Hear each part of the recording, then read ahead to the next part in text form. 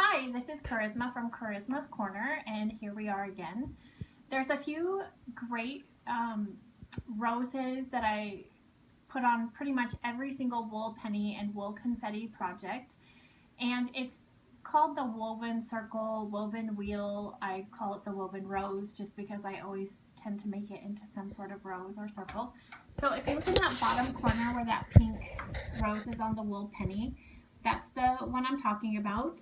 And I have one here that I did as well. And then I just added petals around it to kind of fill in the space on that confetti square there. So it's really simple. All you have to do is go in and make an asterisk sign. I guess that's the best way to describe it. And the trick is that you want to have an uneven amount of spokes. So you can have 5, 7, 9, whatever works. So you just don't want an even amount.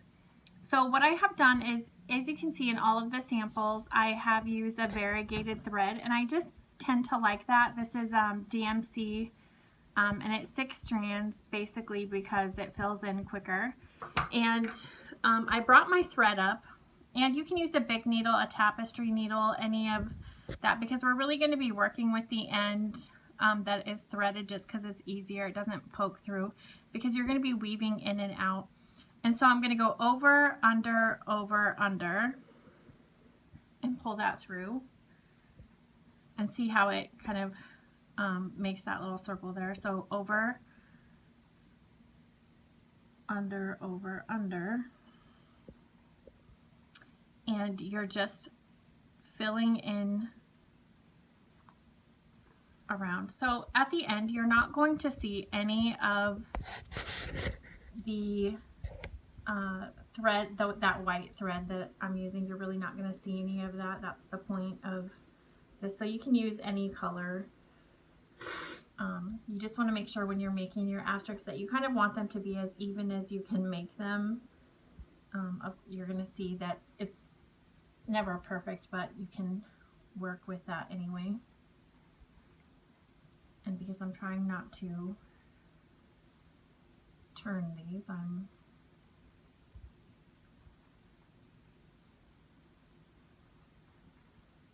and I like a variegated thread because it gives the flower a little bit of depth because it changes color from dark to light or light to dark, however you thread your thread on the needle. And you can see I did light to dark.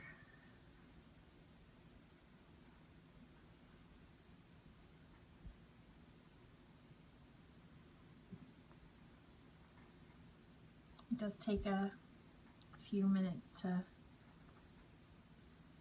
fill this, but you'll see. And then after I'm done, I almost always add some lazy daisies in green to act as leaves, or make a vine of some sort just to give it that flowery appeal, to make it look like a flower. Hold that one a little tight. You don't want to pull it too tight because you don't want to distort the stitches or go under. You just kind of want it to keep weaving, and you can kind of see that it creates this weaving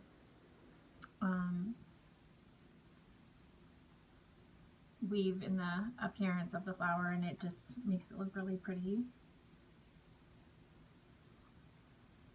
And it creates a lot of dimension on your piece because it is such a weave, and it sits on top of the wool pretty nicely.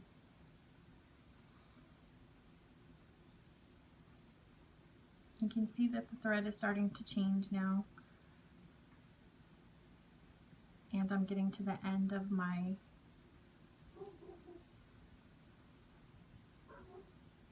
flower because I'm running out of spaces to put my needle.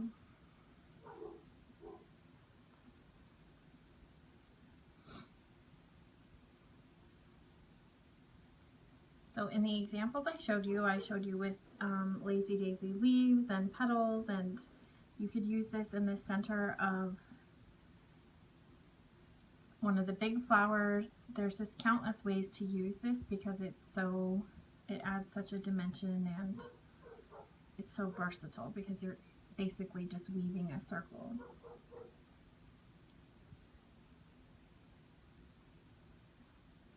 Okay, and so to end it, all you do is just take a stitch and take it to the back and then tie it off. So that concludes the woven circle, woven rose, woven wheel, however you describe it. For me, it's usually a rose. So this is Charisma with Charisma's Corner. If you have any questions, you can contact me on Facebook at Charisma Horton or at charismascorner.com. Thanks for joining us today.